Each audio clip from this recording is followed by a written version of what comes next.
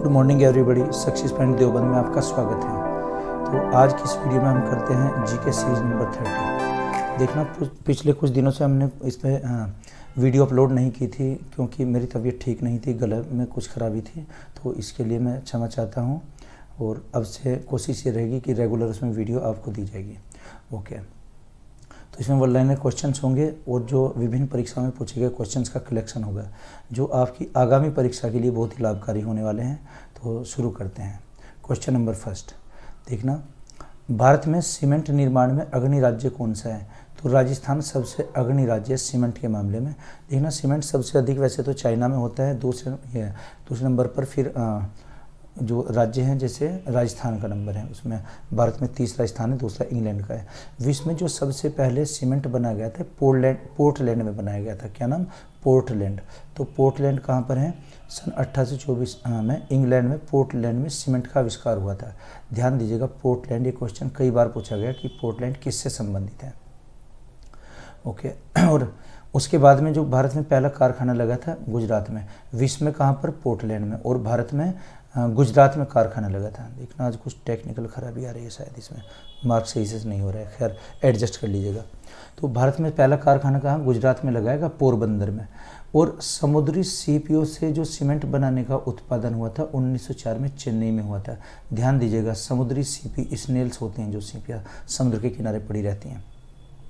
और राजस्थान में नंबर 1 स्थान पर कौन सा है? बूंदी जिला, बूंदी में होता है। और दक्षिणी एशिया का सबसे बड़ा कारखाना भी है राजस्थान में। और कहाँ पर है? जयपुर में, है ना, जयपुर उद्योग लिमिटेड, सवाई माधोपुर में। सफ़ेद सीमेंट से कहाँ पर बनाते हैं? सफ़ेद सीमेंट के 2 कारखाने, एक गोटन नागौर जिले में पड़ेगा और एक कारखाना खरिया खंगार जोधपुर में स्थापित किया गया। उत्तर प्रदेश में चुर्क और चौपानी, कानपुर तथा डल्ला, एक डल्ला जगह पड़ती है, तो यहाँ पर उत्तर प्रदेश में होता है। ओके, आगे देखते हैं।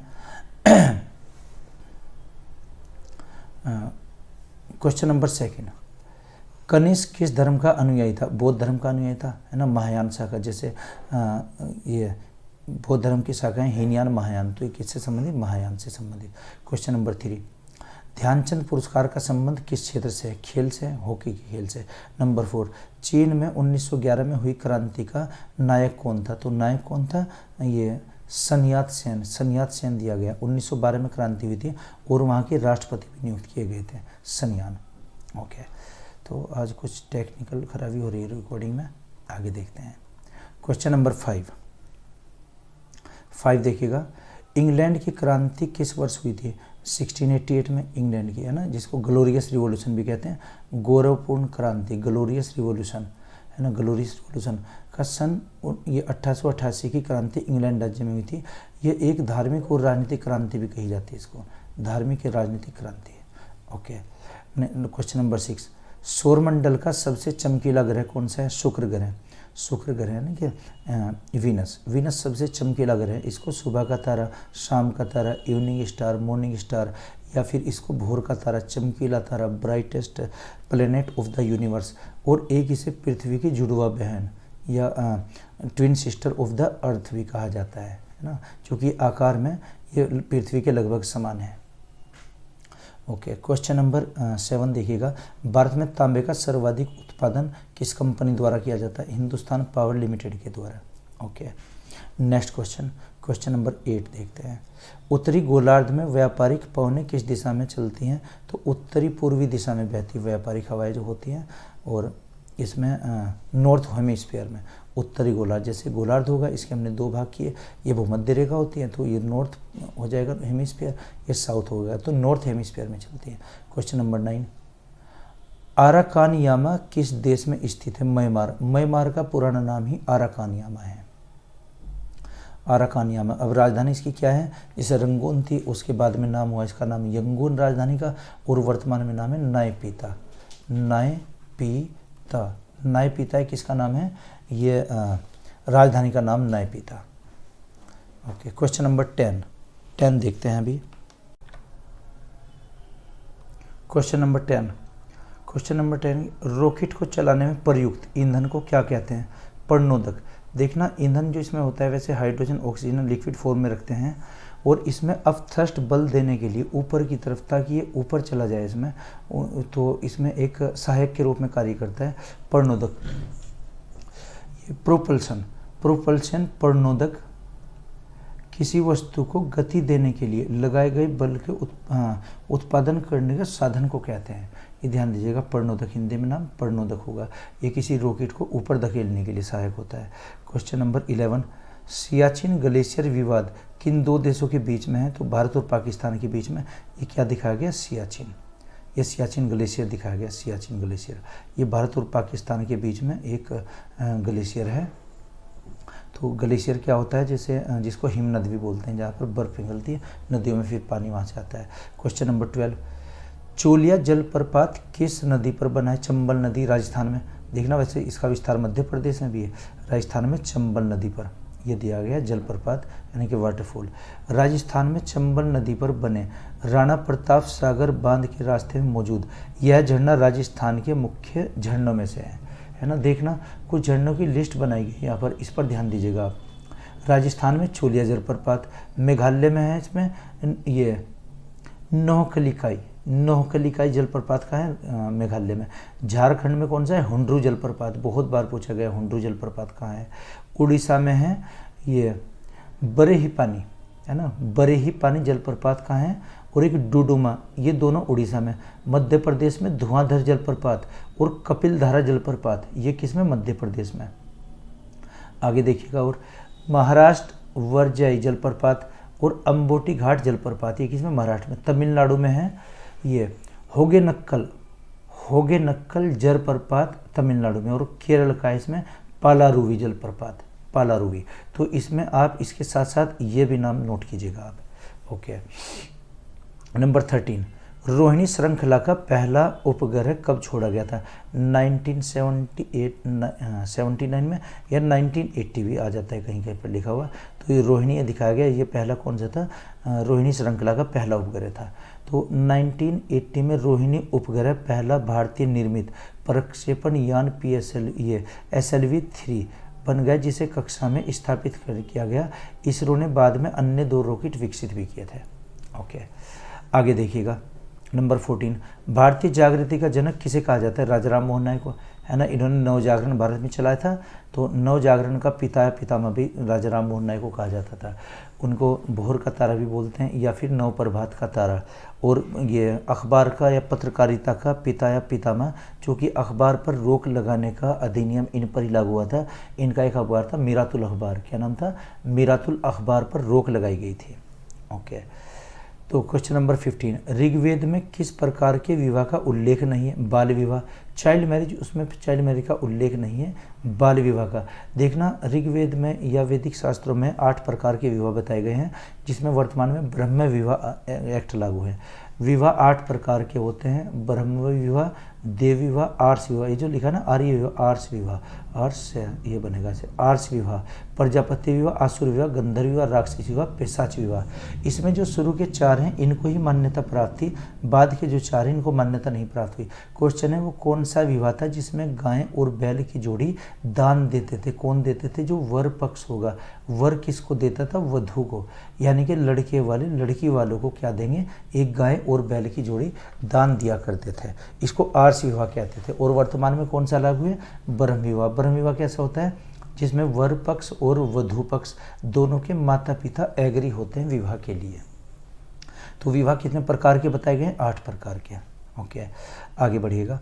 नंबर 16, ऋग्वेद में जनपद शब्द का प्रयोग कितनी बार हुआ? 1 बार भी नहीं।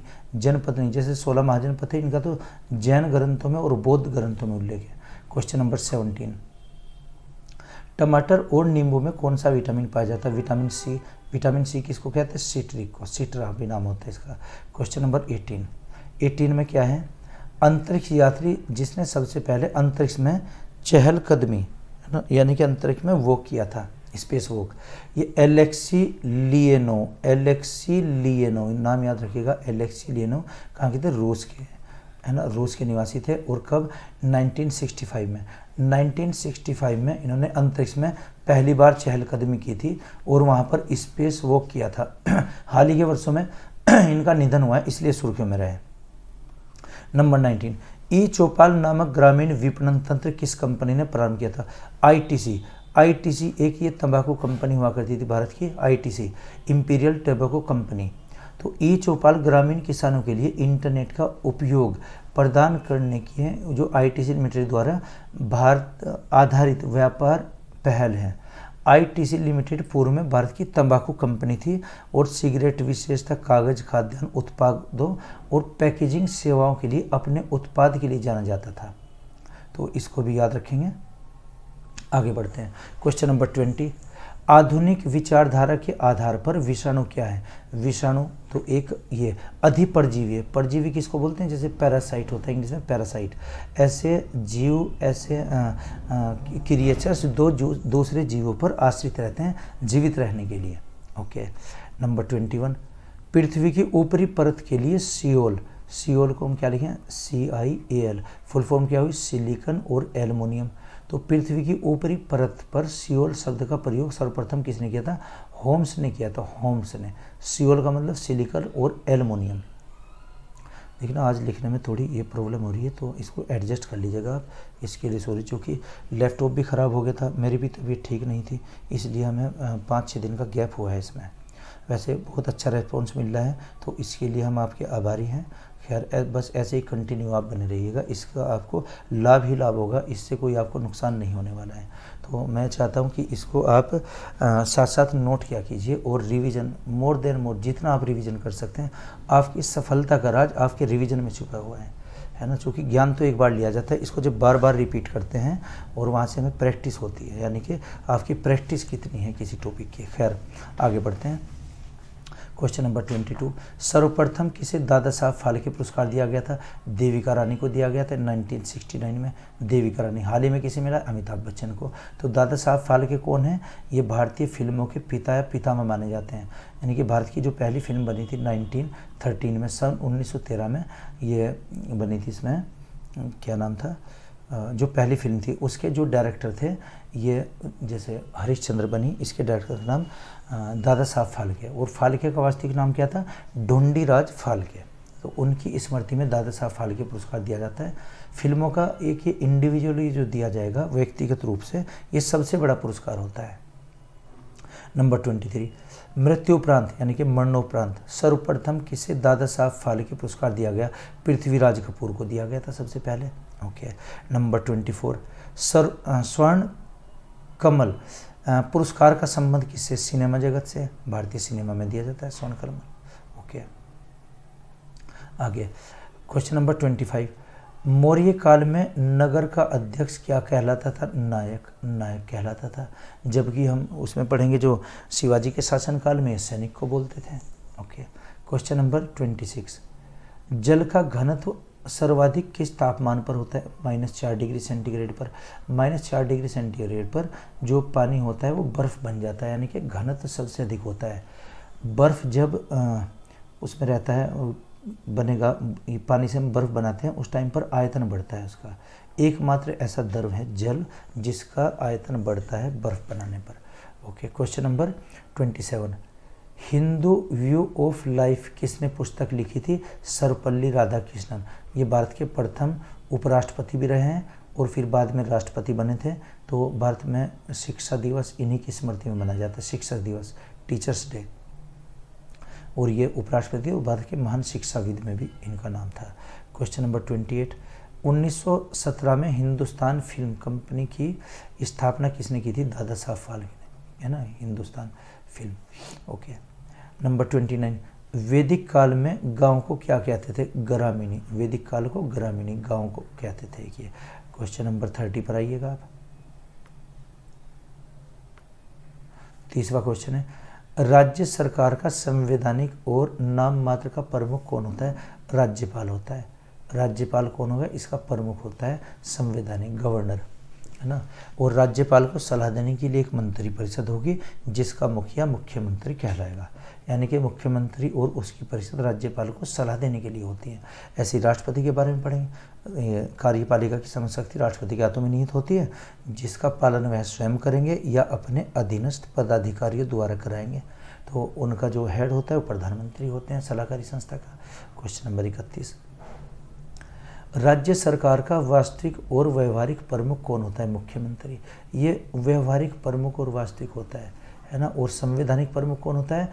राज्यपाल। ध्यान दीजिएगा दोनों क्वेश्चंस पर, है ना। संवैधानिक हेड राज्यपाल और वास्तविक मुख्यमंत्री होता है।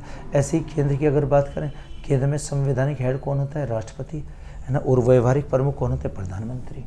क्वेश्चन नंबर 32, महेंद्र सिंह धोनी को किस वर्ष के राजीव गांधी खेल रत्न पुरस्कार से सम्मानित किया गया था? 2007 में खेल रत्न पुरस्कार दिया गया था। खेलों का सबसे बड़ा पुरस्कार होता है महेंद्र सिंह धोनी, है ना। ये झारखंड राज्य से संबंधित है। क्वेश्चन नंबर 33, राष्ट्रपति बनने की न्यूनतम आयु 35 वर्ष है और अधिकतम कितनी होती है? अधिकतम निर्धारित नहीं है। देखना, संविधान में जिस पदाधिकारी की न्यूनतम आयु है उसकी अधिकतम नहीं बताई गई, और जिसकी अधिकतम दी गई है उसकी न्यूनतम नहीं बताई गई। तो इन पर हमें ध्यान देना है।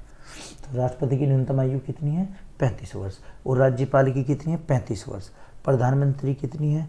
उसकी 2 कंडीशन है। अगर प्रधानमंत्री लोकसभा के सदस्य हैं तब तो 25 वर्ष, और अगर राज्यसभा के हैं तब 30 वर्ष होती है। मुख्यमंत्री की भी सेम ही होती है, जैसे राष्ट्रपति महोदय की ऐसे मुख्यमंत्री की होती है। Number 34, SIDBI short industry development bank of India.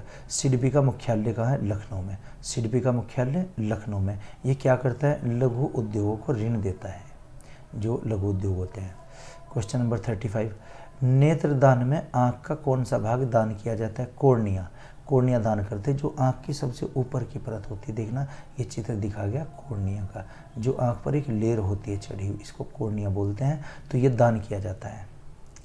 Question number 36, प्रथम जैन सभा का आयोजन कहाँ पर हुआ था? पाटलिपुत्र में हुआ था जैन सभा का आयोजन। ओके, आगे बढ़ते हैं। क्वेश्चन नंबर 37 क्वेश्चन देखिए, राज्य विधानमंडल का सत्र किसके द्वारा आहूत स्थगित किया जाता है?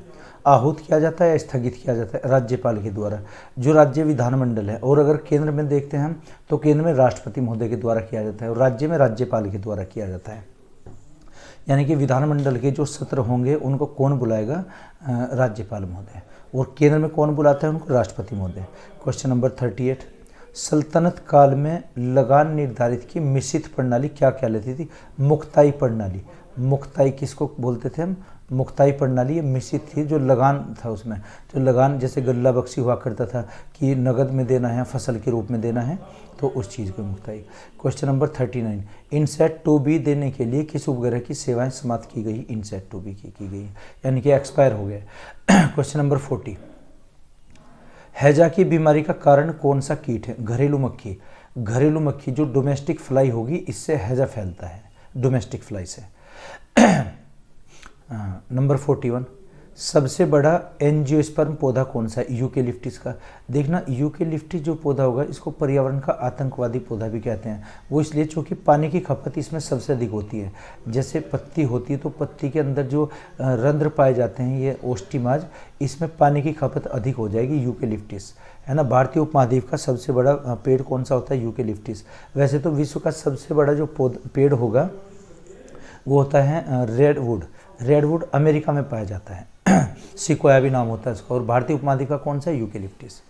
क्वेश्चन नंबर 42, चाणक्य की अर्थशास्त्र किस विषय पर पुस्तक लिखी गई थी? राजनीति शास्त्र पर लिखी गई, राजनीति। लेकिन इसमें किसी भी राजा का नाम नहीं है, और ये संस्कृत में लिखी गई है, संस्कृत में, अर्थशास्त्र संस्कृत में। ओके, आगे बढ़ते हैं। क्वेश्चन नंबर 43, महाद्वीपों का महाद्वीप किसे कहा जाता है? एशिया महाद्वीप को, क्योंकि ये सबसे बड़ा महाद्वीप है, एशिया महाद्वीप। तो महाद्वीपों का महाद्वीप। ओके, नंबर 44 में कार्डेटा संघ। कार्डेटा संघ के किस जीव में बाह्य कण नहीं होते? दरियाई घोड़े में नहीं होते। दरियाई घोड़े में क्या नहीं होंगे? कार्डेटा संघ के बाह्य कण नहीं होते। देखना, कान होते, कण होते हैं। कण को पिन्ना बोलते हैं, PINNA, पिन्ना। और जो कान होते हैं उनको ईयर बोलते हैं। ईयर मीन्स कान, जिनसे हम सुनते हैं। और जो बाहर लटके रहते हैं, ये इनको पिन्ना। कर्ण, कर्ण में और कान में अंतर होता है। कान और कर्ण ये दोनों अलग अलग होते हैं। कान से हम सुनते हैं, कर्ण बाहर होते हैं लटके। जैसे हाथी के 2 बाहर लटक रहे हैं, इनको क्या कहेंगे? कर्ण। और जिनसे हाथी सुनता है, कान। ठीक है जी। क्वेश्चन नंबर देखिएगा 45। भारत के राष्ट्रीय शेयर बाजार का मुख्यालय कहाँ स्थित है? मुंबई में। शेयर बाजार हमारा कहाँ है? बीएसईबी और एनएसईबी। बीएसई बॉम्बे स्टॉक एक्सचेंज और एनएसई नेशनल स्टॉक एक्सचेंज, दोनों का मुख्यालय कहाँ? मुंबई में स्थित है। Question number 46। पृथ्वी पर गुरुत्वाकर्षण सर्वाधिक कहाँ पर होता है? पोल पर होता है। पोल का मतलब ध्रुवों पर होता है। ध्रुव, जो ध्रुव होंगे यानी कि पोल होंगे, पोल पर सबसे अधिक। आज इसमें टेक्निकल कुछ प्रॉब्लम आ रही है तो इसके लिए देखना सॉरी। और चूँकि लैपटॉप में नई विंडो डली है, नया सब कुछ, इसकी जो हार्ड ड्राइव थी वो ख़राब हो गई थी। खैर, क्वेश्चन नंबर 47। चीन के किस शहर का नया नाम बीजिंग रखा गया? पेकिंग। इसका पुराना नाम क्या था? बीजिंग, नया नाम बीजिंग रखा गया, तो इसका नाम था, ये पेकिंग नाम था इसका पुराना।